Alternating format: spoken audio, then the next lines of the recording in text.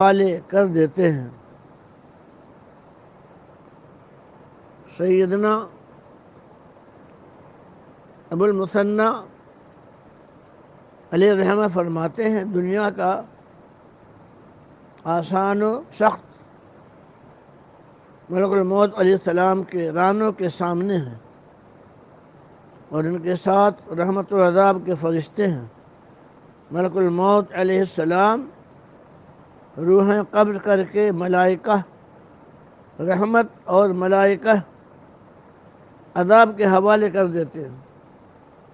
عرض کی گئی جب گھمسان کی جنگ ہو اور تلوار بجلی کی مانند چل رہی ہو تو پھر کیا؟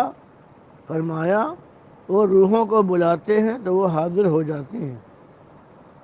اللہم صلی وسلم وبارک علی سیدنا ومولانا محمد صلی اللہ تعالی علیہ وسلم صلاۃ و سلام علیک یا رسول اللہ۔ ملک الموت علیہ السلام اور سیدنا سلیمان علیہ السلام کے ساتھ بیٹھنے والا ایک واقعہ۔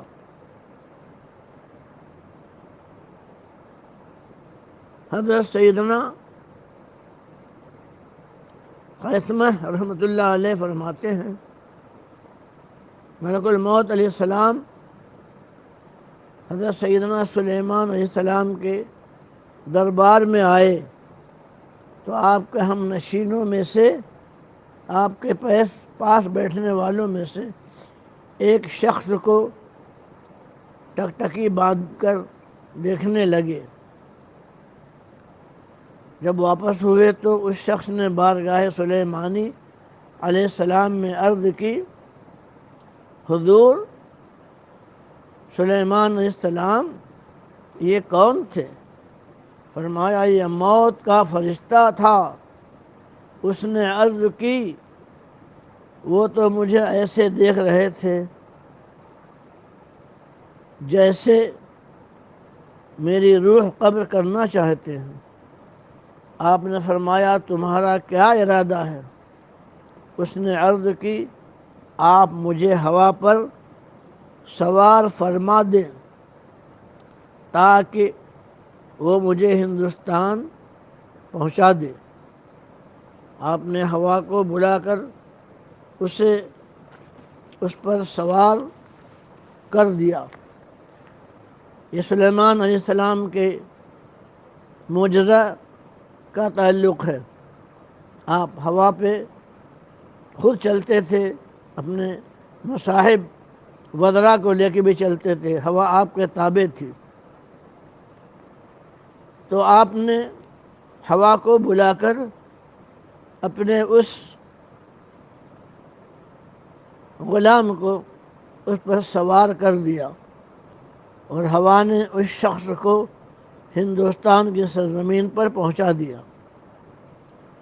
جب دوبارہ ملک الموت حضرت سیدنا سلیمان علیہ السلام کے دربار میں حاضر ہوئے تو آپ نے ارشاد فرمایا تم میرے ایک ہم نشین میرے پاس بیٹھنے والے کو گھور کر کیوں دیکھ رہے تھے؟ عرض کی میں متعجب تھا، مجھے تعجب ہو رہا تھا کہ مجھے اس کی روح ہند میں قبض کرنے کا حکم دیا گیا ہے جبکہ وہ آپ کے پاس بیٹھا ہوا تھا۔ حضرت سیدنا خمیثہ علیہ الرحمہ نے فرمایا جب سیدنا سلیمان علیہ السلام نے ملک الموت علیہ السلام سے ارشاد فرمایا جب تم میری روح قبض کرنے آؤ گے تو مجھے پہلے سے اس کی خبر دے دینا۔ عرض کی میں آپ سے زیادہ اس بات کو نہیں جانتا۔ یہ فرشتے نے ادب کیا کہ آپ اللہ تعالیٰ کے نبی اور رسول ہیں، میں تو انبیاء کا خادم ہوں، بس ایک رقعہ میری طرف گرایا جاتا ہے جس میں مرنے والوں کے نام ہوتے ہیں۔ اسی طرح سیدنا ادریس علیہ السلام کا وصال آپ اس کے سلسلے میں بھی سماعت فرمائیں۔ سیدنا عبداللہ ابن عباس رضی اللہ تعالی عنہما فرماتے ہیں کہ ایک فرشتہ نے رب ذوالجلال کی بارگاہ میں حضرت سیدنا ادریس علیہ السلام کی بارگاہ میں حاضری کی اجازت چاہی، چنانچہ اس نے زمین پر آ کر حضرت کو سلام کیا۔ حضرت سیدنا ادریس علیہ السلام نے ارشاد فرمایا، کیا تمہارا ملک الموت علیہ السلام سے بھی کوئی واسطہ ہے؟ اس نے عرض کی، جی ہاں، وہ فرشتوں میں میرے بھائی ہیں۔ آپ نے ارشاد فرمایا، تم ان سے مجھے کوئی نفع دلوا سکتے ہو، فائدہ دلوا سکتے ہو؟ اس نے عرض کی، اگر آپ یہ چاہیں کہ کوئی چیز اپنے وقت سے آگے پیچھے ہو جائے تو یہ نہیں ہو سکتا، البتہ میں ان سے یہ کہہ سکتا ہوں کہ بوقت وفات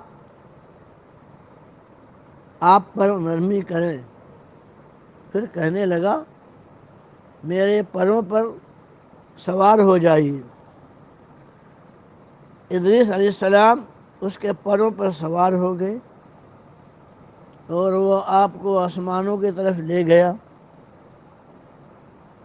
وہاں دونوں فرشتوں کی ملاقات ہوئی تو اس فرشتے نے ملک الموت علیہ السلام سے گزارش کی کہ مجھے آپ ایک کام ہے اور صرف آپ سے کام ہے۔ ملک الموت علیہ السلام نے فرمایا، مجھے تمہاری عرض معلوم ہے، تم حضرت ادریس علیہ السلام کے بارے میں مجھ سے بات کرنا چاہتے ہو، لیکن ان کا نام زندوں سے مٹ چکا ہے اور ان کی زندگی کا آدھا لمحہ ہی باقی ہے۔ چنانچہ اس فرشتے کے پروں میں اسی وقت سیدنا ادریس علیہ السلام وصال فرما گئے۔ انا للہ و انا الیہ راجعون۔ اس روایت سے اس بات کا ثبوت ملتا ہے کہ اللہ تبارک و تعالی جسے چاہے علم عطا فرمائے۔ اللہم صلی علی سیدنا مولانا محمد صلی اللہ تعالی علیہ وسلم، صلاۃ و سلام علیک یا رسول اللہ۔ حضرت سیدنا ابو شعبان حضرت جابر بن زید علیہ الرحمہ سے فرماتے ہیں، حضرت سیدنا ملک الموت علیہ السلام لوگوں کو بغیر کسی درد و مرض کے موت دیتے تھے تو لوگ انہیں برا بھلا کہتے تھے۔ آپ نے بارگاہ الہی میں اس کے بارے میں عرض کی تو باری تعالیٰ نے بیماریاں پیدا فرمائیں، لہذا لوگ ملک الموت کو بھول گئے اور یوں کہنے لگے، فلاں شخص فلاں بیماری کی وجہ سے مر گیا۔ یا اللہ یا رحمان یا رحیم، بحق ایاک نعبد و ایاک نستعین۔ اسی طرح موسیٰ علیہ السلام کی بارگاہ میں ملک الموت علیہ السلام حاضر ہوئے